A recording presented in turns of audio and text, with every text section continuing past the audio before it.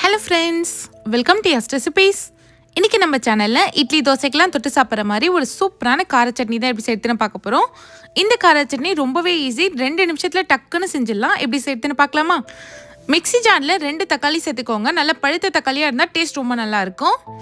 இதோடவே ஒரு 5ல இருந்து 7 பல் பூண்டு சேர்த்துக்கோங்க. தோலோடவே பூண்டு சேர்த்துக்கலாம். இப்போ உப்பு சேர்த்துக்கலாம். நான் 1 டேபிள் ஸ்பூன் அளவுக்கு உப்பு சேர்த்துருக்கேன். நீங்கள் பார்த்துட்டு சேர்த்துக்கோங்க. லாஸ்ட்டாக இதில் 1 டேபிள் ஸ்பூன் தனி மிளகாய் தூள் சேர்த்துக்கோங்க. மிளகாவாக சேர்க்காம இந்த மாதிரி தூளாக சேர்க்குறப்போ ஒரு தனி டேஸ்ட் இருக்கும். இப்போ இதை தண்ணி எதுவும் சேர்க்காம நல்லா நைஸாக அரைச்சி எடுத்துக்கலாம். இப்போ தாளிப்புக்கு 2 ஸ்பூன் எண்ணெய் சேர்த்துக்கோங்க. எண்ணெய் நல்லா சூடானதும் 1/2 ஸ்பூன் கடுகு சேர்த்துக்கலாம். இப்போ கடுகு நல்லா பொரியட்டும். இது கூடவே ஒரு கொத்து அளவுக்கு நல்லா ஃப்ரெஷ்ஷான கருவேப்பிலை சேர்த்துக்கோங்க. இதை லைட்டாக தாளித்து விட்டுக்கோங்க. இப்போ 1/2 ஸ்பூன் பெருங்காயத்தூள் சேர்த்து நல்லா தாளித்து விட்டுக்கலாம். நல்லா வாசனை வந்ததுக்கப்புறம் நம்ம சட்னி சேர்த்துக்கலாம். சட்னி பாருங்கள் எவ்வளோ கலர்ஃபுல்லாக இருக்குன்னு. இந்த சட்னிக்கு ஹைலைட்டே இந்த தனி மிளகாய் தூள் தான். நம்ம மிளகாவாக சேர்க்காம இந்த தூள் சேர்க்குறப்ப தான் இந்த டேஸ்ட் நல்லா வரும். இது கூடவே ஒரு 1/4 கப் போல் தண்ணி சேர்த்துக்கலாம். நல்லா ஒரு வாட்டி மிக்ஸ் பண்ணி விடுங்க.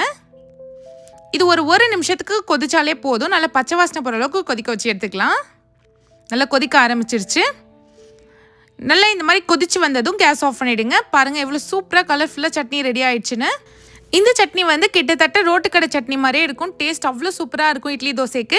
இதே மாதிரி நீங்களும் ட்ரை பண்ணி பாருங்கள். ட்ரை பண்ணிவிட்டு எப்படி இருந்துச்சுன்னு கமெண்ட் பண்ணுங்கள். இந்த மாதிரி இன்ட்ரெஸ்டிங்கான வீடியோஸ் பார்க்க மறக்காமல் யாஸ் ரெசிபீஸ் சேனலை சப்ஸ்கிரைப் பண்ணிவிடுங்க. தேங்க்ஸ் ஃபார் வாட்சிங்.